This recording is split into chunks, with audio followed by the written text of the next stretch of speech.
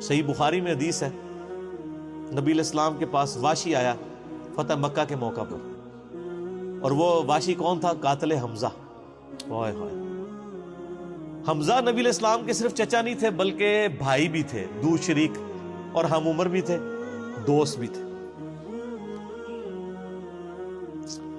واشی کو حضرت بلال نے سفارش کروائی کہ یا رسول اللہ میرے کہنے پہ معاف کر دیے جائے۔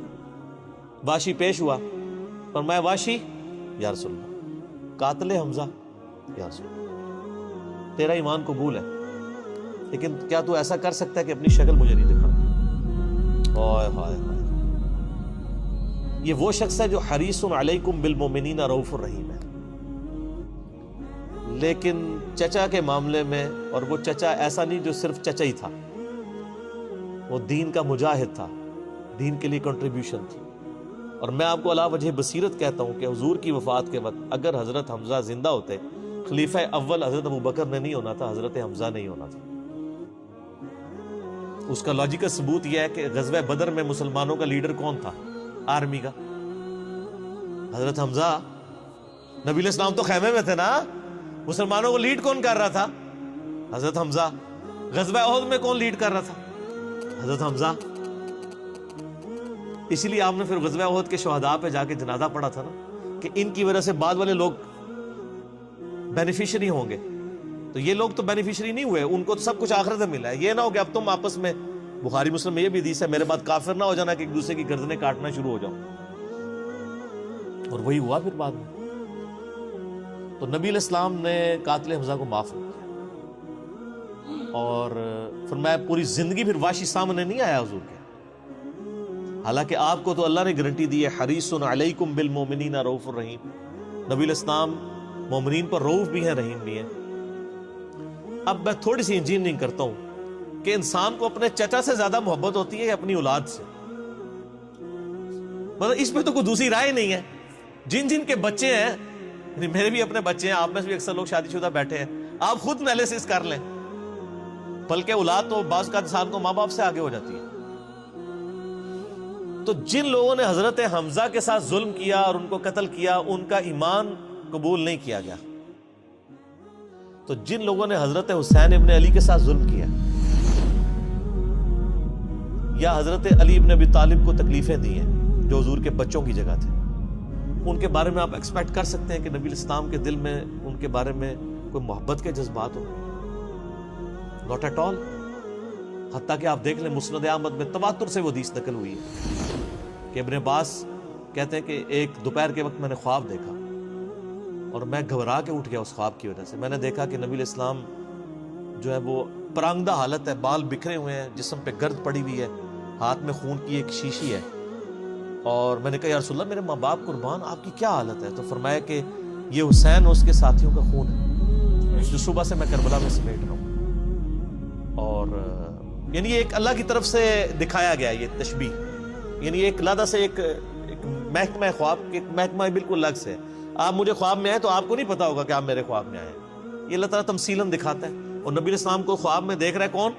صحابی، تو وہ تو کنفرم ہے، بخاری مسلم میں حدیث ہے جس نے مجھے خواب میں دیکھا میری شکل میں شیطان نہیں آ سکتا، اور وہ شکل صحابی کو تو پتا تھی، اور صحابی بھی عام نہیں، عبداللہ ابن عباس کہتے ہیں میں گھبرا کے اٹھا، میں نے وقت اور تاریخ نوٹ کر لی اور دن بھی، کئی ہفتوں بعد پتا چلا کہ اسی دن 10 محرم 61 ہجری میں حضرت حسین ابن علی کو شہید کیا۔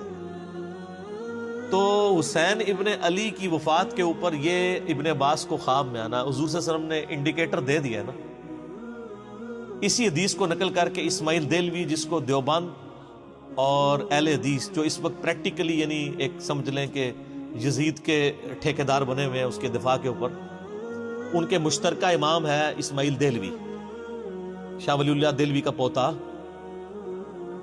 اس نے جو کتاب لکھی ہے نا تقویت الایمان، جس میں گستاخیاں بھی ہیں، وہ اس کتاب کے اندر ہم نے اس کا جے پی جی بھی لگایا تھا، اس میں اس نے لکھا ہے کہ اس حدیث سے پتہ چلا کہ نبی علیہ السلام وفات کے بعد بھی اللہ کی جنتوں میں حسین کے قتل کی وجہ سے غم زدہ ہیں۔ اور اس نے بھی لکھا ہے یزید پلید لفظ لکھا، وہ اس پوری کتاب میں جہاں جہاں لفظ استعمال کرتے ہیں یزید پلید استعمال کرتے ہیں۔ تو بعد میں سعودیہ ایران ٹسل شروع ہوئی تو یہ یزید کی وکالت کرنی شروع کر دی. اہل حدیث تو خیر اس وقت ناسبیت اور یزیدیت کا جھنڈا اٹھائے ہوئے ہیں.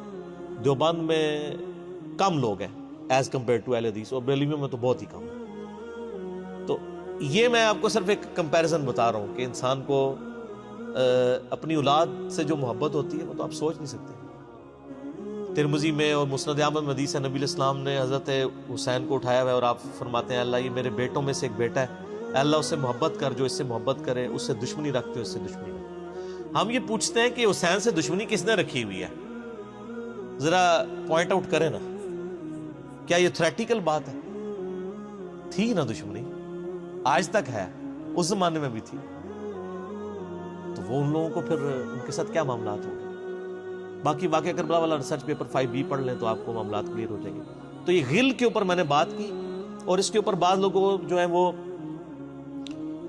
اس حدیث کے اندر تحریف بھی بعض لوگوں نے کی ہے, بعض لوگوں نے جان بوجھ کے کی ہے, بعض لوگوں نے انجانے کے اندر کیا ہے. یہ روایت المستدرک الحاکم میں بھی موجود ہے اور صحیح سند کے ساتھ, اور المصنف ابن ابی شیبہ کے اندر بھی موجود ہے کہ مولا علی علیہ السلام جو ہیں وہ ان کے پاس حضرت طلحہ کا بیٹا آیا, عثمان ابن طلحہ. تو آپ اس کو جب ملتے ہوئے آپ نے نا سورہ حجر کی وہ آیت پڑھی کہ جو اہل ایمان کے دلوں میں ایک دوسرے کے بارے میں غل آ جائے گا نا, قیامت والے دن اللہ تعالیٰ ان کے دل سے وہ غل دور کر دے گا. پھر وہ جنت میں آمنے سامنے بیٹھے ہوئے ہوں گے, تختوں کے اوپر ٹیک لگائے ہوئے, تکیوں کے اوپر. تو انہوں نے کہا کہ میں اللہ سے امید کرتا ہوں کہ یہ آیت میرے, طلحہ اور زبیر اور عثمان ابن عفان, ان 3 بندے اور چوتھا میں, یہ آیت ہمارے بارے میں ہے کہ اللہ تعالیٰ ہمارے دلوں میں جو ایک دوسرے کے لیے میل آ گیا قیامت والے دن وہ دور کر دے گا اور ہم ایک دوسرے سے راضی ہو جائیں گے.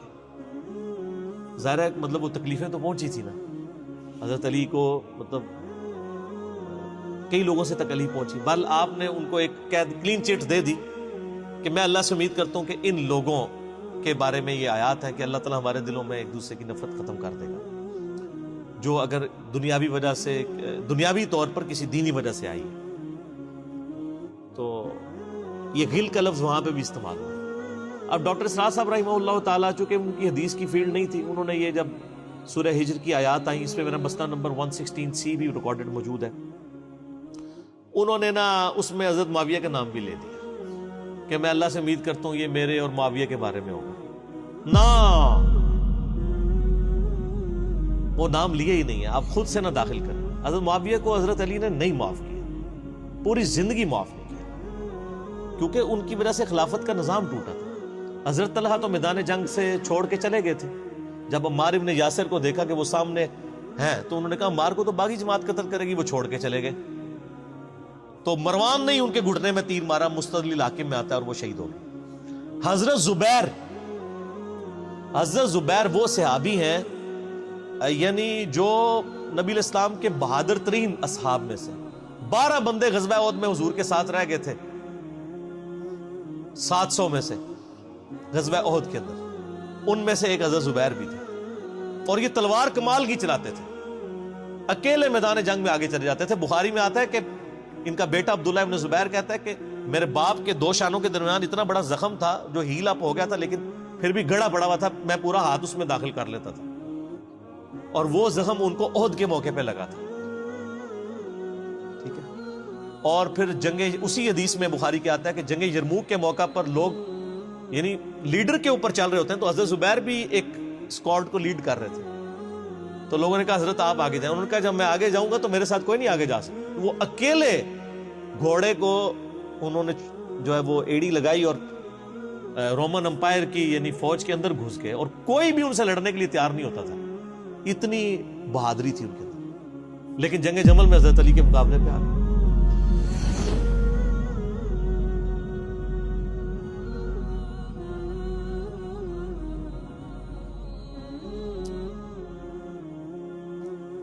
اس تکلیف کا کوئی اندازہ نہیں کر سکتا.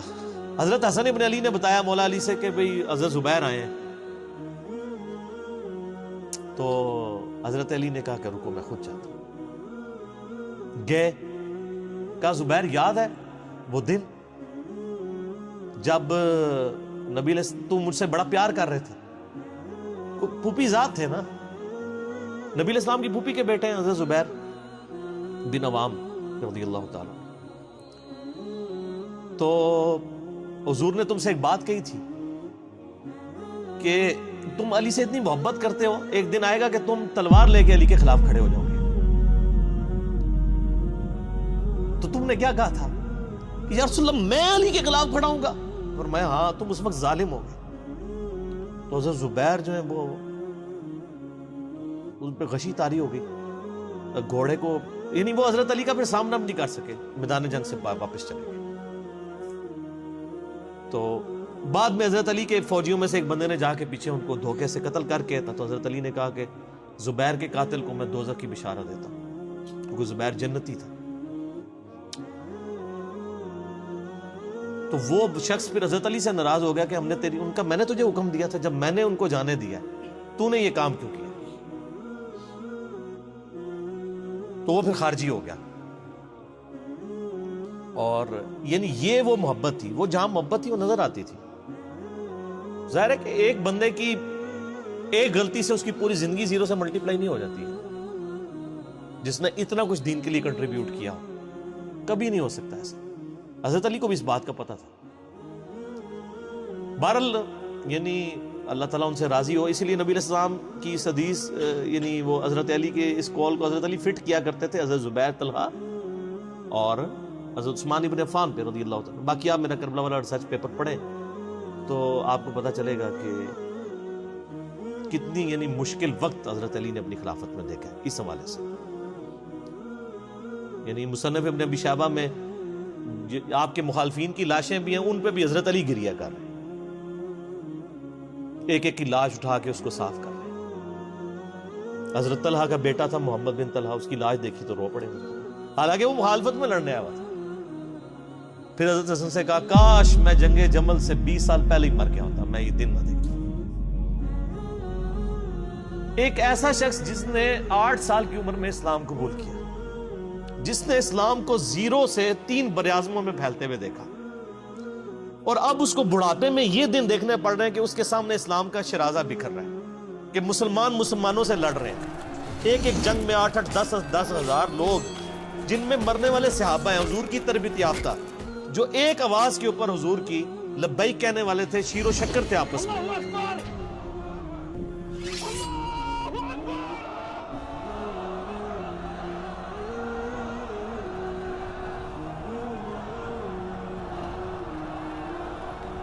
آپ اندازہ کر سکتے ہیں.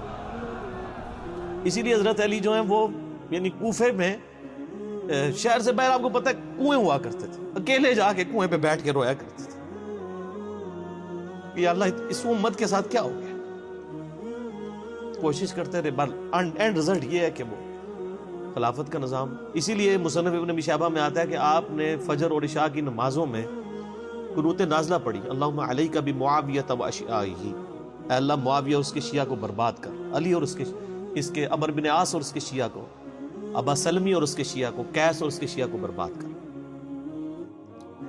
باقی احادیث میں آپ علیہ السلام نے جو بشارت کر دی تھی، سنن سعید کبریٰ کے اندر حدیث موجود ہے، حاکم کے اندر، کہ نبی علیہ السلام نے حضرت علی سے ایک دن فرمایا تھا، اے علی، اگلی امتوں میں سب سے بڑا بدبخت وہ تھا جس نے قوم عاد کی اونٹنی کو قتل کیا اور اس کے بعد عذاب آ گیا.